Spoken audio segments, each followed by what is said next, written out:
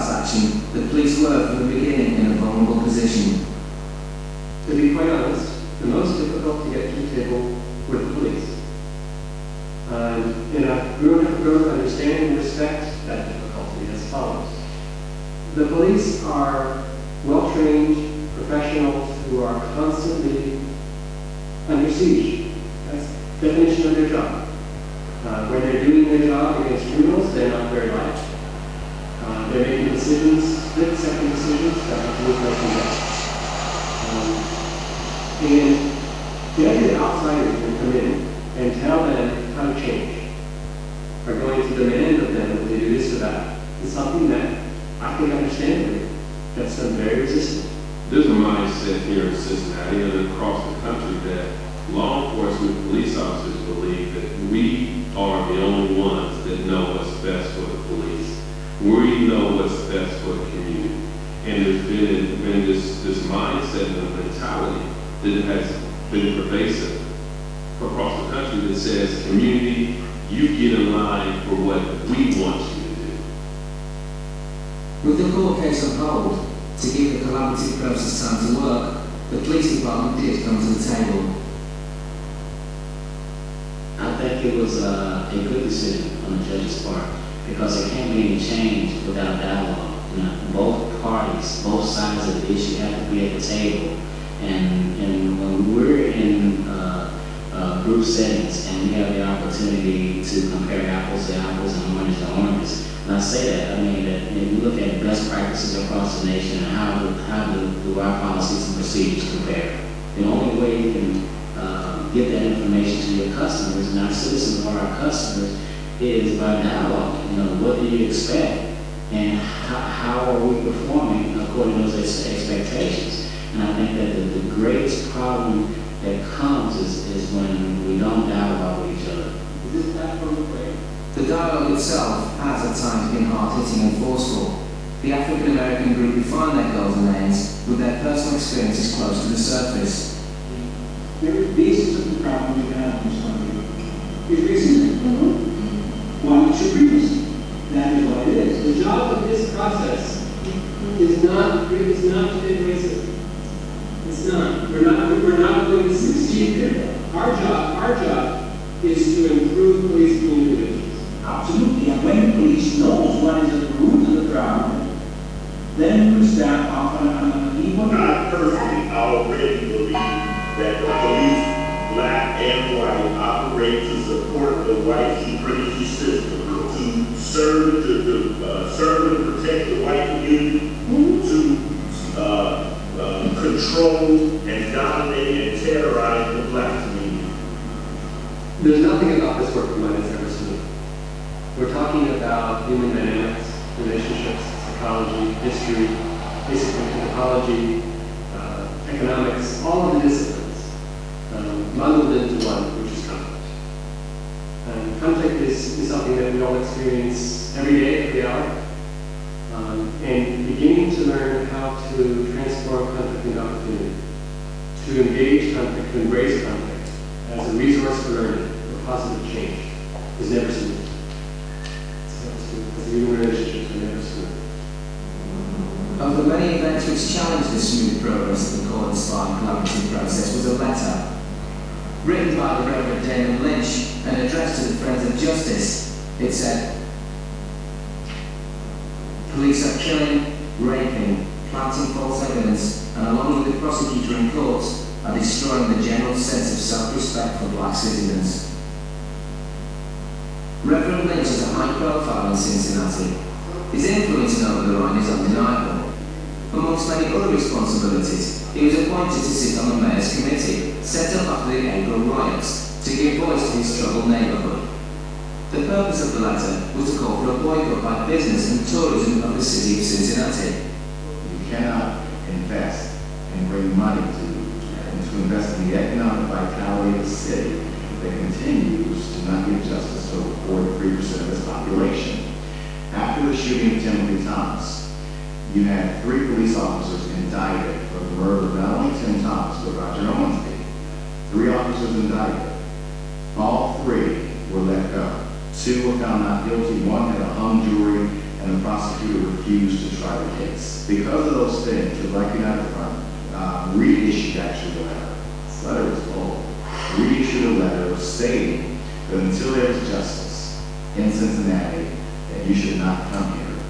The letter stated that police in Cincinnati have been guilty, past and present, of killing, raping, and planting evidence. Nothing in the letter was false. No one questions the letter's veracity. People question the strident tone of the letter, and they question the timing. We felt that the letter had to be sent. I think that the letter kind of put the mayor in a precarious position. I mean, he was almost in a position where, you know, how do I have this person on my committee for change when, you know, it seems that he's doing things to derail the process. Going forward to the goals, and the past is racism and mistrust. If you don't have a damn all those explodes right in the middle. Who do you have? That's my voice. And I think that it would have been a challenge, but I think that it would have been a positive challenge to keep Daniel Lynch or someone like him on the committee, because what he reflects, it seems so disruptive, reflects the point of view of a lot of grassroots African Americans in this city. A lot of times it's very hard for other police officers to swallow, but the truth hurts. The truth is a painful thing in a lot of situations. And I don't say it to be adversarial. I say it because it's very necessary for the community to know that you have people that are working within the agency to try to change the agency from the outside in, which is going to be key in getting this thing done. And also the community needs to know they have police officers they can trust. The mayor did dismiss Reverend Lynch from this committee, but the collaborative process managed to right this and many other storms. On December the 12th, J. Rothman took the next step of the process in the courthouse. He had synthesized the collaborative down to 5 goals. Police officers and community members will become proactive partners in community problem solving. Improve education, oversight, monitoring, hiring practices and accountability for Cincinnati Police Department. Create methods to establish the public's understanding of police policies and procedures. Build relationships of respect, mutual accountability, cooperation and trust within and between police and communities. Ensure fair, equitable and courteous treatment for all. The implementation of these goals, even if fully completed, wouldn't directly affect who is stopped and how often. The court has commissioned a rigorous study to monitor police activity on the streets of Cincinnati. We can't look into the profiling. The number of stops black drivers are subjected to for I like to cross-examine people, I like to go into the courtroom, it's all very controlled, the lawyer gets to orchestrate it, and you know, I put the evidence forward that I think is the most important. It's simple compared to what we are in the middle of right here. Because we're not just trying to win. We're trying to really listen, we're trying to really figure out what everybody's interests are. We're trying to serve those interests while meeting the highest goal, which is a safe community where people trust each other. That's hard stuff. That's not easy to get at. I think Cincinnati often gets a bad name for being late. In fact, Mark Twain came to Cincinnati some 100 years ago and said, when the world ends, I hope I'll be in Cincinnati because everything happens 10 years later. Well, I think we're 10 years ahead of the game right now, and everyone's watching us. During the American Civil War, the River Ohio was a dividing line between slavery and freedom. The city on its banks was then seen as a beacon of hope for escaping slaves. The people of Cincinnati are just now trying to live up to those people's hopes.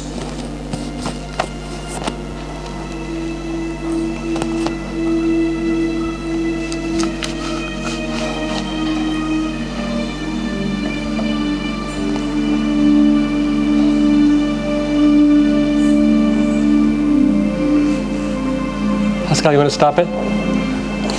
Okay, am I on? Hear me? You can stop it. Stop the film. Stop the film, please. Yeah. Okay, any questions about that or comments? Yeah. Population of Cincinnati is about 1.2 million, I think. So 300,000 African Americans, fairly large minority. Yeah, please. No, actually, I'm going to show something else, so just leave it on. But yeah, that's good. Other questions? Yeah. It's a very participatory process. For the formulation of the 5 goals, how do you actually get to that formulation? Do you propose it to the point? So actually they were wrong. I didn't propose it, they did. So what happens is, out of 3,500 people, so the first thing we did is we developed a campaign. And the campaign was in response to the crisis.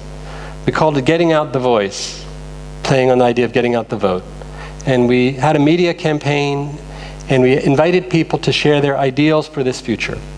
The future where police and community would get along together better. What are your goals for the future of police-community relations? Why do you care? How can this be accomplished? And you can answer online, go to this website. You can call and we'll send you a survey, or we'll come over and interview you. We had 3,500 people respond within their own stakeholding groups, or their intragroup groups. When they responded, they had a choice of 8 groups they had to choose from. I remember getting a call from a young African-American policewoman. She said to me, which group am I part of? I have 3 identities here. I said, whichever group you want to have a stronger voice in. She said, well, then I want to have a strong voice in the police community because I want them to I want us to change. So I'm going to respond as a police officer. Right? So everyone had to choose. And then after, so they put in their data. We get that data. I'm going to show you a little bit how to do this after our next break. Get their data, and then we do an analysis within their data of what was shared, unique, and contrasting across the data. We have a computer database system that assists in this. So we can go through dozens and dozens of qualitative records very quickly and find categories. Basically clustering, but with some assistance from some technology. And then we bring everybody back, or invite everybody back who's responded. So 750 youth responded. Now the way we got so many youth is we hired a group of their peers. We hired 15 peers to go out into the streets, to go into the clubs, and ask them to share their goals. And we trained them, not intensive training, but we said, you're asking them for goals about the future. You said, we imagine that you'll hear them talk about goals that are against the other side, and we need you to ask them to give something that maybe the other side is willing to listen to. So when someone says to you, my goal is all police get lost, say to them, do you think the police might accept such a goal? And they'll say, obviously not. So then come up with a goal that maybe the police is willing to listen to you around. So my goal is that police respect us more. Okay. Now tell us why you care about that goal. And now you can tell us a story of pain if you want. You can tell us a story of hope, whatever story you want to tell. Well, I was racial profiled, the story I read you. So they tell those stories in their small groups once they come back together. And the real power of the process, really, we call it the power of why, is, so let's say 100 youth come back. After 750 respond, they come to a meeting that's 4 hours long. We break them into 10 groups of 10. We did this 2 weeks ago with our kids from around the world. In each group of 10, we have a dialogue facilitator and a scribe. And we say to them, as I'm going to do with you after the break, tell us about why you care about your goals. Tell each other in the form of a story. And then they do that. And then each of these 10 groups select 2 representatives who come into a fishbowl. You know what that means? They come into the center, the others are behind. So there's now 10 people in the middle, no, 20 people in the middle and 80 people around the side. And we give them back our analysis of the data. We looked at your 750 responses, which were about 3,000 goals, and we actually found that they categorize into 6 goals. Here's all of your data. You can see all of it, and you can see how we redacted it. Your job now in the next 2 hours is to reach consensus on your goals, the words, the formulation, the presentation. And each group does. We've done this a couple hundred times. We've failed to reach goals twice because both of those times they had not had riots, they had not surfaced their antagonism. They in fact were very deeply enmeshed in identity conflict, so we had to work back with them. But if a group is ready to work forward, and after they tell their stories to each other, we find without exception, groups are able to reach agreement within their own safety. Okay, so we had all 8 groups, the police groups, the white group, the African group, African American group, the youth group. All of them reached internal consensus on 3 or 4 goals, or 4 to 5 goals. We take, with our database again, we take a look at these shared goals, and we look again for what's shared, unique, or contrasting across the shared groups, the shared goals. Following the story? And then we brought them back again. This time we brought back representatives of the 8 groups, and then they reached the platform of those 5 goals. We proposed it to them, and then they then did a little bit of adjusting on it and approved it, and sent it forward to the court. Okay? Yeah?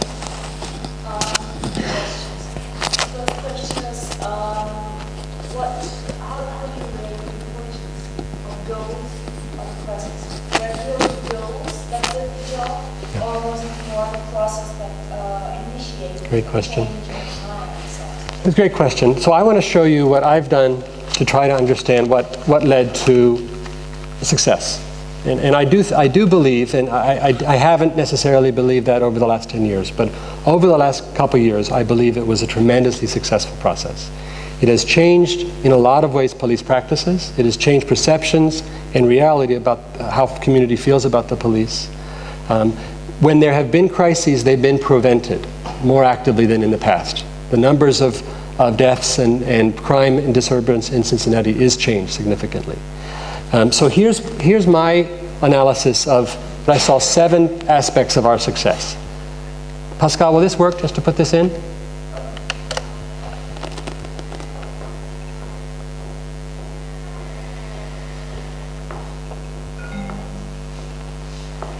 Okay, so it's a stick. Show me how to find it.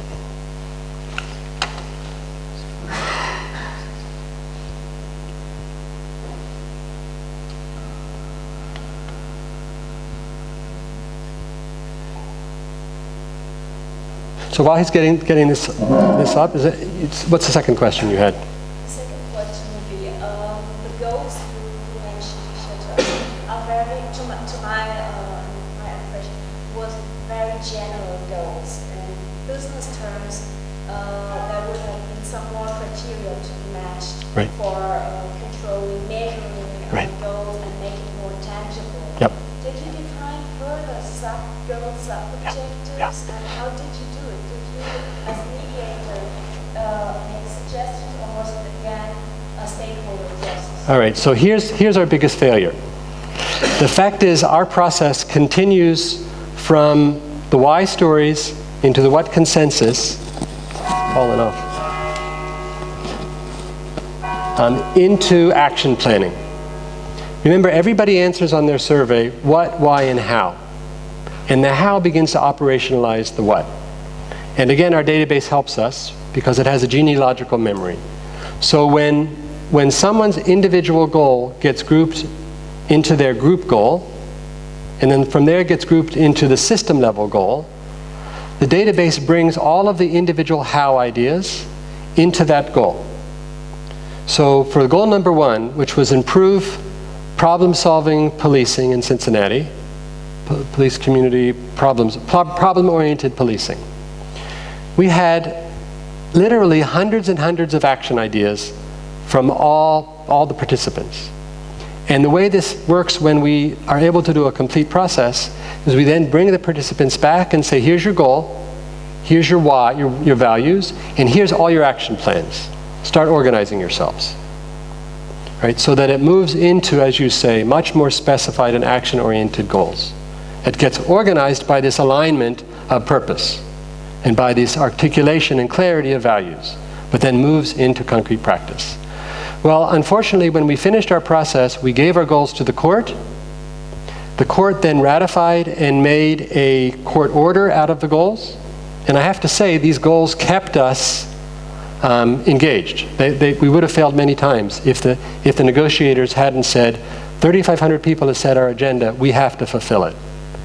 But after it was ratified by the court, they then chose a monitor, a federal monitor, to implement the agreements. And for reasons that I can talk about later, we left the picture. And we were really the holders of the 3,500 people. So those 3,500 people were really then sidelined. So when I talk about a major success was change in police culture and change in police leadership, it's true. It happened.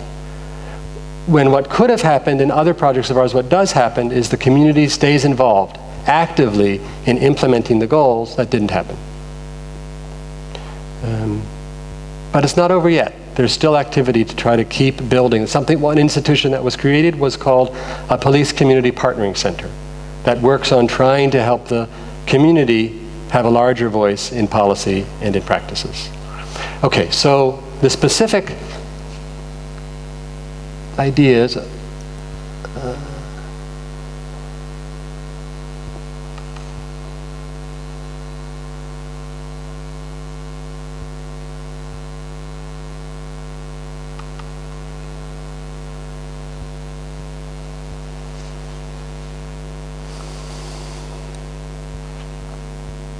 How do we have it show here? Showing here. All right, so some conditions for success. The first thing that we had was an engaged sponsor, right? So we had this foundation that said to the court, we're willing to sponsor this, and said to the city, we'll sponsor this if you'll co-sponsor this. So we'll put in $100,000 if you match it. And they, and it was a big challenge. So the court was very excited because the court was saying, we need help, and if you'll help us not only with funding this, but help us with technical assistance of how to do it, and you say Jay Rothman is the right person for us, okay, we'll do that. The city, on the other hand, if you can't get it, I'll just read it. The city, on the other hand, said, this is our job. You know, our job is to, we're elected, and when there's problems in our city, it's our job to address those problems. So if you want to do some kind of community action, that's very nice. We're happy for you to do that. But don't ask us for our financial or political support. He said, you know, democracy is what we're doing. We're representatives, we're elected, we're in power. So thank you, but no thank you. And I said, well, you're talking about one type of democracy. There's another type of democracy that goes hand in hand with that, and that's participatory democracy, where citizens are part of setting the agenda, and the more they set it, the more they're going to be part of pursuing that agenda. So you're missing an opportunity if you don't join this project as co-sponsors. We had a secret weapon. The secret weapon was the Catholic Archbishop. Cincinnati is a very Catholic city, German background. And he came after me and he said, you have the moral responsibility, because this crisis happened under your watch, to join, thank you, it's a lot of work for that, thanks, to join this community initiative as co-sponsors. That's fine, that's fine. That's fine, thanks, sorry. So we had an engaged sponsor. The second thing we had is we had a legitimized body and institutional backing, which was the federal court. Right? Not very often that you have such power on the top which says, participate in this collaborative or come to my court. So it's your choice. If you don't want to do this, you don't have to. But it means that you're going to have to come to my court and show up there. So many times when the leaders of the collaborative were not cooperating, but going back to their win-lose dynamic, she'd bring them into court and she'd say, do you guys really want to come back here and fight this out in court? Because if you do, you're welcome back. So she was constantly the big stick, while I was able to provide a carrot. A third issue was the community participation. We truly got the community, and we got I'll tell you that in a minute, got the community to be very active in articulating what this agenda needed to be. A very strong agenda for something different. Now the political will was lacking. We did win when the Archbishop helped, and we won at a 5-4 vote. So 5 council members supported matching the funds and being active participants in this process. 4 were against us. So throughout the whole year, there was great resistance as well as some forward motion. It went back and forth. Capacity to sustain implementation. While on the one hand, I do mourn that after we did all of this, it was only those 5 goals that got implemented. All the thousands of ideas and all the thousands of participants were really sidelined. I mourn that. I think it was a great loss.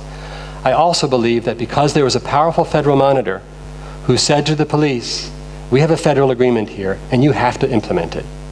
That the chief, who had been seen as an intransigent old-time guy, old-school guy, began to change, first because he had to, and then because he saw it worked. He saw the more that he communicated with the community, the more he shared with them the problems of safety, public safety, the more they helped him deal with those problems. And he really, fairly phenomenally transformed. And the monitor, which was an enforcement, and then the ideals and participation, which was an inducement, came together. The message of the project, it had a very clear identity. And the identity which happened before the riots was too fuzzy. Try to make some progress with this dilemma of racial profiling. Now the identity was get out the voice. We have a problem in our community, we're able and we're willing and we're ready to deal with it. And one of our major successes, which is I think quite unfortunately rare, is we got the media on our side. Right from the start, we had the media producing articles about progress. Even this story by BBC, the first half was all about the bad stuff. But the second half was about something done that was good. And that's unfortunately not very often. The media talks only about the bad stuff. And we had the media telling stories. They came to each of our sessions. We gave them the data. They wrote stories about it. The website and the purposes of it appeared on the front pages of the newspapers. We were in the television and radio all the time. New York Times wrote a feature piece about us. We were on National Public Radio. So we really captured the imagination of the media. And that was a gigantic support for us as we move forward. Okay, one more minute, then we're going to take a break. And then when we come back, as I've been promising all day, we're going to have you do this. So I talked about it, illustrated it, and if you don't get the link between what I did the first part and what I tried to show this, ask me so I can try to help make that connection. But your question.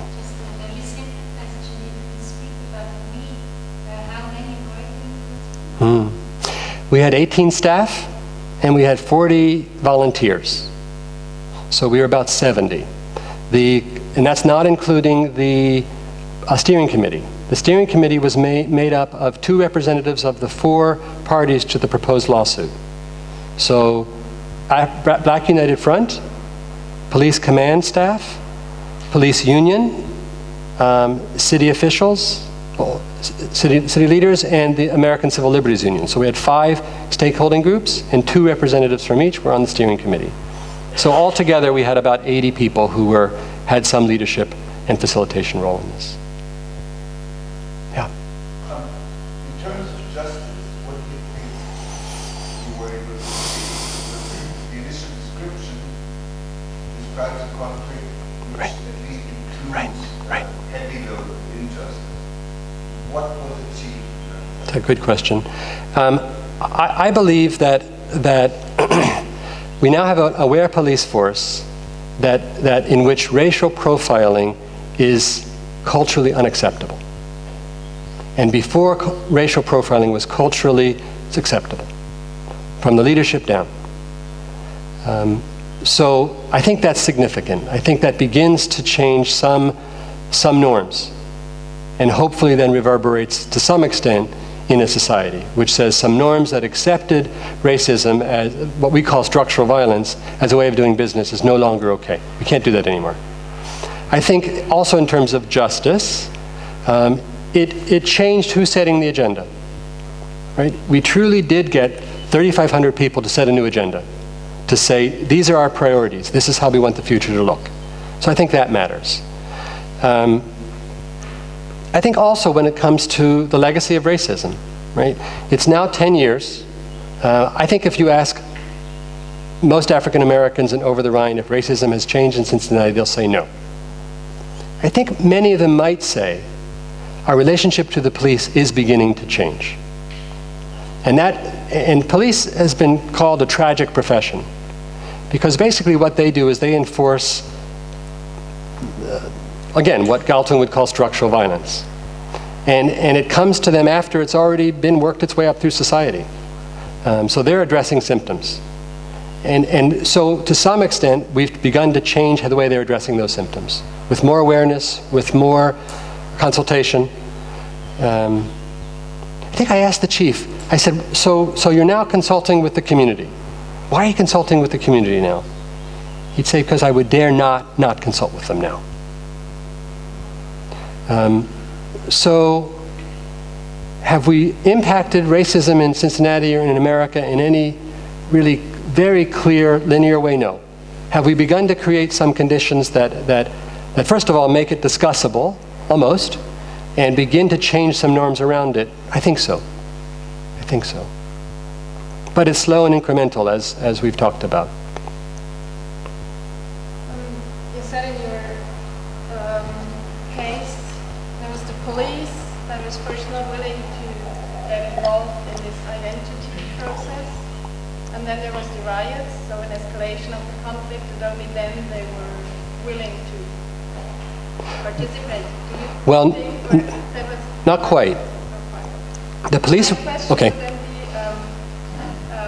if you have like such a crisis and one of the critical actors isn't willing to get involved, what strategies do you have to bring them in without letting the conflict escalate? Right. So the police, I said it's an identity-based conflict, and we have to start by dealing with racism. And the police, and the issue of racial profiling in particular. We have to figure out what it is, and if it's happening, and what your perceptions are, and what the reality is. We need to surface this. If we're not going to determine the facts, at least we need to determine the perceptions. Police said, no, we don't want to do that. Because we know that everyone will say we did. So we'd rather go to court. Right, so then I said, okay, then I guess what we have to do is look into the future. Now, I was very nervous about that because I knew the past was unarticulated and it needed to be. So we'll move into the future. Okay, we have this month, but we're working on it. The riots then raise up and say, here's the past. By the way, you better know that we're here, and we're angry, and we're frustrated, and we're going to let you know that. So then it wasn't so much that the police now were ready, it was everybody was ready. And when we frame this as getting out the voice to create a new future, because this is your reality. This anger, this fury, it's articulated. Do you want more of this? No. So the same process, to some extent, that I stage in my ARIA workshops, this happened in real life. Now, did it go away? You heard at the end of the film, right? At the end of the film, Damon Lynch, who was on our collaborative team, who was the reverend in the community, he staged a boycott against Cincinnati. He put out this letter about police raping and murdering African Americans in the middle of the collaborative, right? So now you have these police people and the city leadership saying, "What's going on? He's our partner. Why is he talking about this other stuff?" And I said, "Of course he is. It wasn't addressed. You know, it was addressed symbolically through riots, but we never really engaged it. But we pushed ahead, and the court enabled us to push ahead, despite the fact that these things weren't fully addressed. At least they were surfaced, and at least they kept coming up. And then my job to some extent was to put them back and say, they're not done. This is not going to solve racism in Cincinnati, but we may create a different type of dynamic and a different type of relationship that could hopefully take us to a deeper level in the future. Build that basic trust, build that basic participation, and that basic collaboration around which we then can hopefully go to deeper roots. And by the way, there is now in Cincinnati, as I'm speaking, a new initiative to deal with issues of structural violence within the inner city, particularly employment and poverty within the city. And they're talking about the same type of dynamic of a collaborative